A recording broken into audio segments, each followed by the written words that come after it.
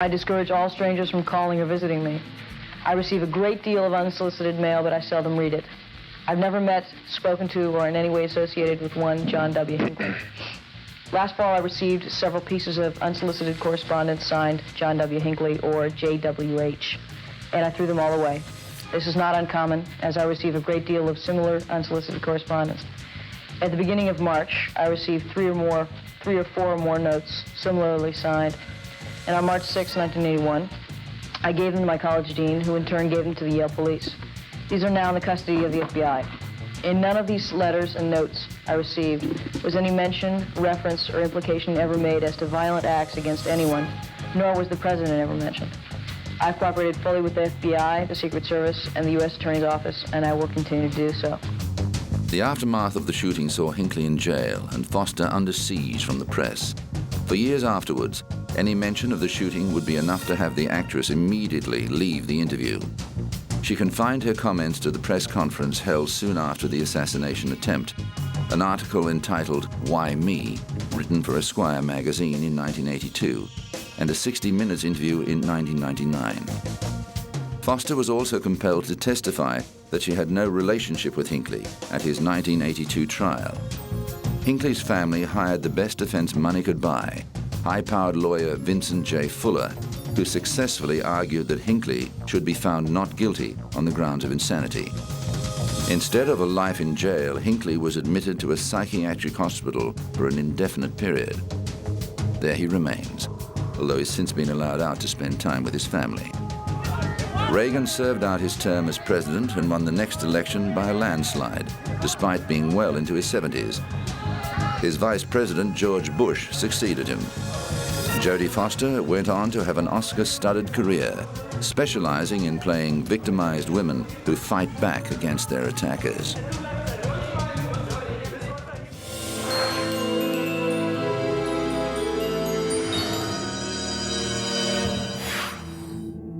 Few criminals have captured the imagination as much as Clyde Barrow and Bonnie Parker.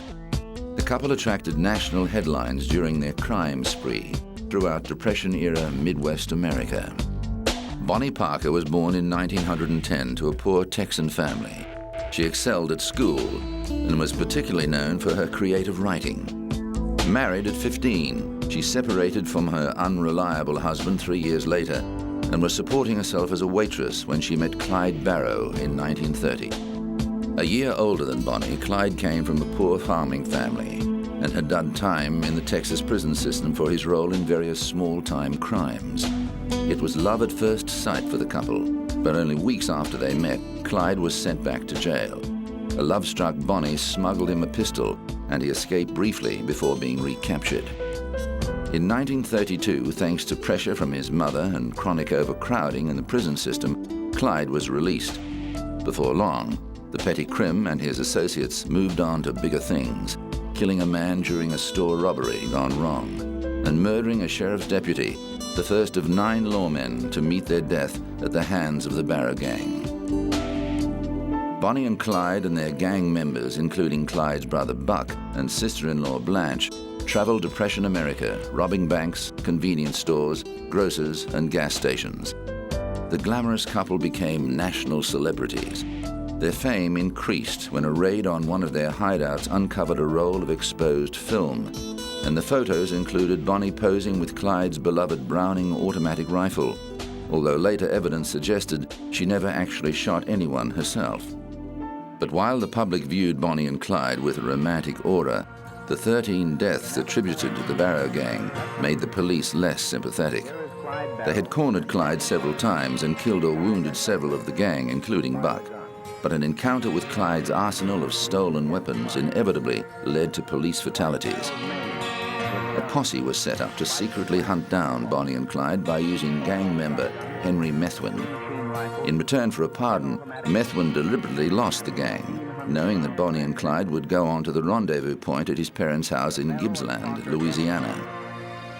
At 9:15 a.m. on May the 23rd, 1934, when Bonnie and Clyde sped in their stolen Ford V8 along a laneway near the Methuen farm, shots rang out as the party of 6 lawmen emptied first their automatic weapons, then their shotguns, and then their pistols into the car, an estimated 50 rounds of ammunition. The couple didn't have a chance. A crowd quickly gathered, and locks of Bonnie's hair, snippets of her clothing, and fragments from the car were taken as grisly souvenirs before an angry coroner arrived at the scene and ordered it to be secured. During their escapades, Bonnie had put her writing talent to good use, penning the Ballad of Bonnie and Clyde to give her side of their story. It became apparent that the couple expected that their crime spree would end in a hail of bullets. Although Bonnie's ballad predicted that the two of them would be buried side by side after they died together, her family insisted on separate cemeteries. But thanks to several movies, books, and plays, the couple remained together forever in the public mind.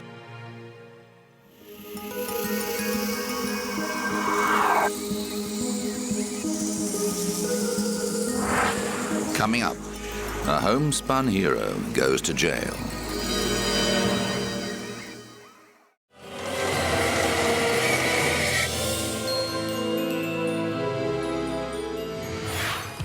In 2005, America's favorite homemaker, Martha Stewart, launched a new daily show.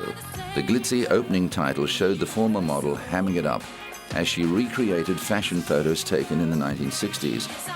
And in a cheeky nod to the court case that made Stewart notorious, there's a shot of her flanked by police officers. For while Stewart had made her name as the Queen of Chintz, thanks to her wildly popular housekeeping and designing tips, an unfortunate connection with a stockbroker resulted in her becoming a convicted felon. In 2001, Stewart was on top of the world, named the third most powerful woman in America by the Ladies' Home Journal. But that same year, her world came crashing down when an investigation was launched into why she had sold $230,000 worth of stock in biopharmaceutical company Imclone, a day before it was publicly revealed that the company had failed to get regulatory approval for the drug Erbitux. Imclone executive officer Samuel Waxel and Stewart stockbroker Peter Bakanovic were also charged and later convicted. Stewart denied any wrongdoing, and her case dragged on for 2.5 years, going to trial in early 2004.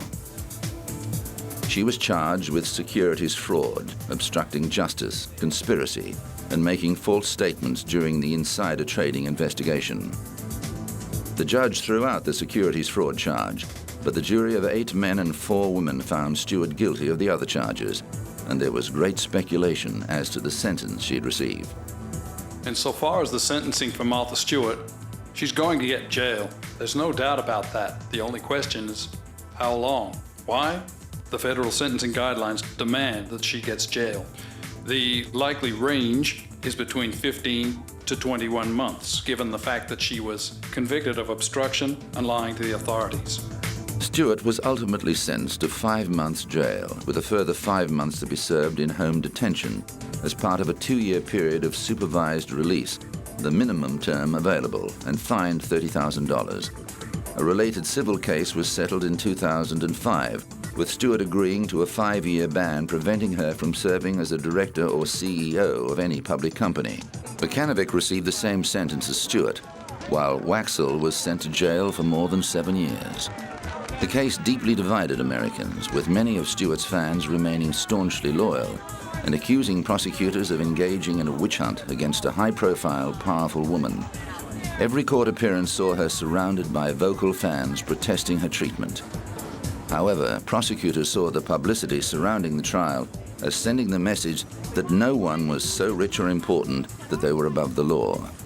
Stewart maintained her innocence throughout the trial and said she was deeply humiliated by the verdict. Today is a shameful day. It's shameful for me and for my family and for my beloved company and for all of its employees and partners. What was a small personal matter became over the last 2 years an almost fatal circus event of unprecedented proportions. But despite being forced to step down from the helm of her company, Stewart was determined not to let a criminal conviction hinder her career. And I'll be back. I will be back. Whatever I have to do in the next few months, I hope the months go by quickly. I'm used to all kinds of hard work, as you know, and I'm not afraid. I'm not afraid whatsoever. Sure enough, before long, Stewart was back in the public eye, candid and good-natured about the 5 months she'd spent in federal prison. On television in 2005, she cheerfully hiked up the hem of her trousers to show off the electronic monitoring bracelet she wore as part of the home confinement sentence. In the years since her incarceration, the public and the entertainment industry have proved to be forgiving, and she returned to daytime television with The Martha Stewart Show in 2005, which has been nominated for a number of Emmy Awards. Writing a book called The Martha Rules, and it's a business book. My baking book, my first book in 6 years, cookbook, comes out in November, and I'm real excited about that, and many, many, many, many more things. How humane are fur farms? And the multi-talented media performer has also lent her name to an anti-fur campaign after being approached by people for the ethical treatment of animals while she was in jail. Had an untreated eye infection. It appears the rehabilitation of her public image is complete.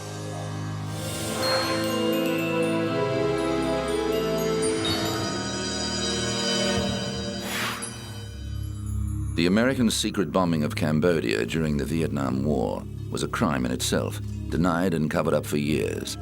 But the destruction inadvertently triggered an even greater crime: the attempted genocide of a gentle, peace-loving people who were slaughtered in their thousands.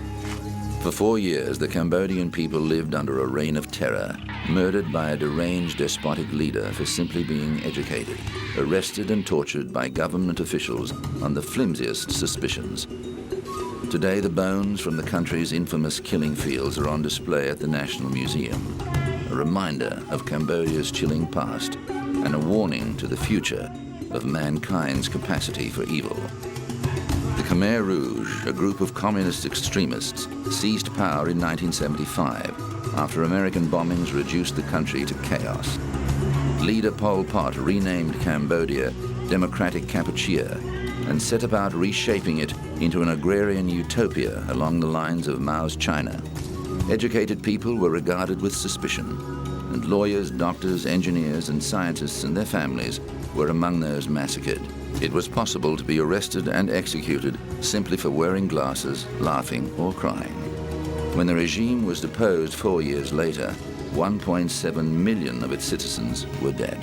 Bu Mang was one of 10,499 who entered the barbed wire gates of Phnom Penh's S21 prison camp during the regime's brutal rule.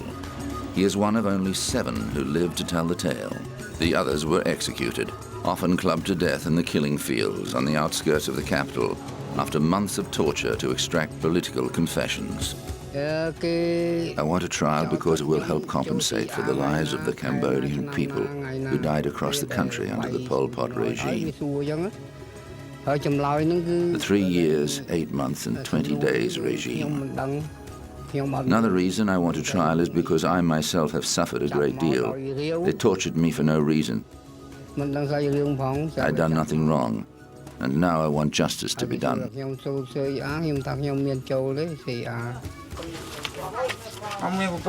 I didn't know what they were accusing me of. They just came and arrested me and took me to S21. When I got there, I found out they were accusing me of being a CIA spy. They kept on asking me questions about this while they were torturing me. I replied, I just don't know.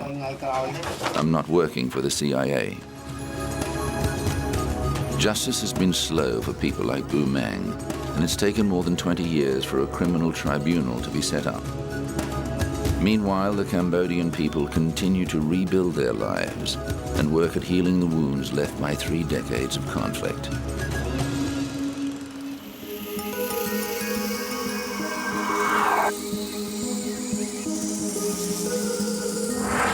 Coming up, the case of the squabbling cat burglars.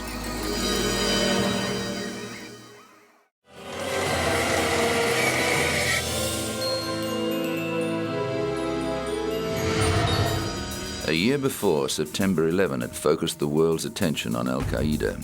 The terrorist group flexed its muscles against the sailors of the USS Cole. The U.S. Navy-guided missile destroyer was harbored in the Yemeni port of Aden on October the 12th, 2000, for a routine fuel stop. Operations were proceeding as normal. Fueling began at 10:30 a.m., an hour after the boat docked. At 11:18 a.m., a boat that appeared to be a garbage vessel came alongside the coal, and its occupants greeted the Americans with a wave. Without warning, the boat exploded, blowing a 40-foot hole in the destroyer's side, killing the 2 suicide bombers and 17 American sailors. 39 people were injured. The bombing sent shockwaves throughout the United States. Terrorists are determined to intimidate and prevent the United States from pursuing our worldwide national security interests, and they will continue to tenaciously look for exposed seams in our force protection armor. Their fundamental conclusion is that we must view terrorists as a relentless enemy and, quote, confront the terrorists with the same intensity and discipline that we've used in the past to defeat conventional antagonists. An FBI investigation and 2 Pentagon reviews recommended tighter security for American forces abroad. Investigations pointed the finger squarely at the Al-Qaeda organization, a terrorist group founded by wealthy Saudi dissident Osama bin Laden that was also implicated in the 1998 U.S. embassy bombings in Tanzania and Kenya. The suicide bombers were identified as Ibrahim al-Thwa and Abdullah al-Misawa, both of Yemeni nationality. They used several hundred pounds of military-grade explosives to carry out their mission. Several other Yemenis, including Jamal al-Badawi, were later charged with 50 counts of terrorism offenses, including murder of U.S. nationals and murder of U.S. military personnel. 2 of the men had been captured shortly after the attacks and held on suspicion of involvement, but escaped in 2003. They were recaptured in 2004, but al-Badawi escaped again 2 years later. The attacks led to much soul-searching within the American intelligence community. It's clear that there was a seam in our force protection armor, as I've phrased it, that there are institutional changes which have to be made and improvements which have to be made to try and prevent this from taking place in the future, once again with a caveat that as good as we get or will get in the future, that terrorists are bound to examine other ways of finding vulnerabilities.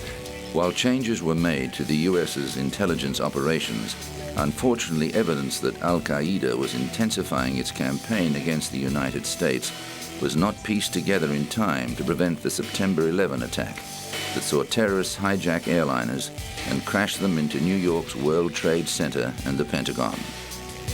The USS Cole itself was saved from sinking by the dedication of its crew, who worked around the clock to keep it afloat in the aftermath of the attack. The Blue Marlin, a transport ship more used to carrying oil rigs than a destroyer, brought the 8,300-ton vessel home. Al-Badawi turned himself in to Yemeni authorities in 2007, but was pardoned by the government after pledging to renounce terrorism. However, he remains on the FBI's most wanted list, with a $5 million bounty on his head.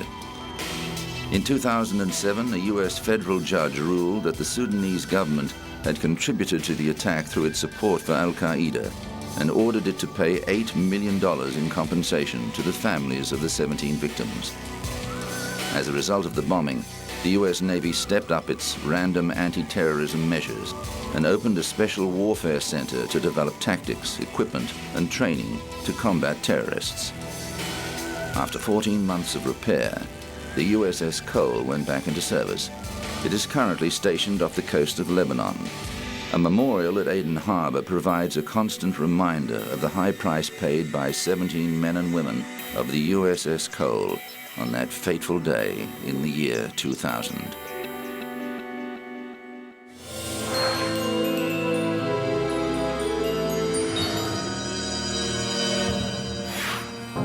Was Peter Scott, the notorious society cat burglar, also known as the Human Fly, acting alone when he stole Sophia Loren's jewels?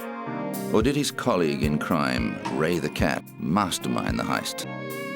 In 1995, Scott released his memoir, Gentleman Thief, and claimed sole credit for the robbery. This infuriated Ray Jones, who said Scott came to him for help. The heist took place in 1961, when Loren was in England filming The Millionaires with comic actor Peter Sellers. Directed by legendary British director Anthony Asquith, The romantic comedy was a huge hit and launched Sellers as a major international star. He played a diligent Indian doctor being wooed by Sophia Loren, an heiress who needs to marry to fulfill the terms of her father's will. Sellers reportedly fell deeply in love with Loren during filming, but his feelings were not reciprocated. The screen beauty insisted on wearing her own jewels on set, rather than fake baubles from the wardrobe department. This proved to be her undoing when they were stolen from her room at the Norwegian Barn Hotel in Elstree. Jones says he and Scott hired a Rolls-Royce to pose as hotel guests, but decided to break in through a side window. Scott in turn says the robbery was carried out by him and him alone. The stolen items included a £300,000 necklace and, famously, a pair of Loren's knickers. Were you wearing these jewels in the picture that you're making now, The Millionaire? Just the day before, I was wearing my sapphire necklace with diamond earrings and a sapphire ring. And at the end of the scene, I brought them home. I wish I didn't. At least I would have. Have you never heard that there's a theatrical superstition that it's unlucky to wear real jewelry on the stage or the set? No, first of all, I'm not superstitious at all. And no, I never heard of it before. Maybe it's a very well-known thing in England, but not in Italy. But Scott's pride in his exploits turned out to be his downfall, and he was nabbed after boasting about the robbery to some fellow crims. Loren wasn't his only celebrity victim. Scott stole jewels from Judy Garland, Shirley MacLaine, Zsa Zsa Gabor, Mia Farrow, and Ginger Rogers, among others. In 1959, he robbed Lauren Bacall in London, but was forced to ditch the loot while being chased by police. He later offered police a deal, him in jail or the jewels returned. They chose the jewels.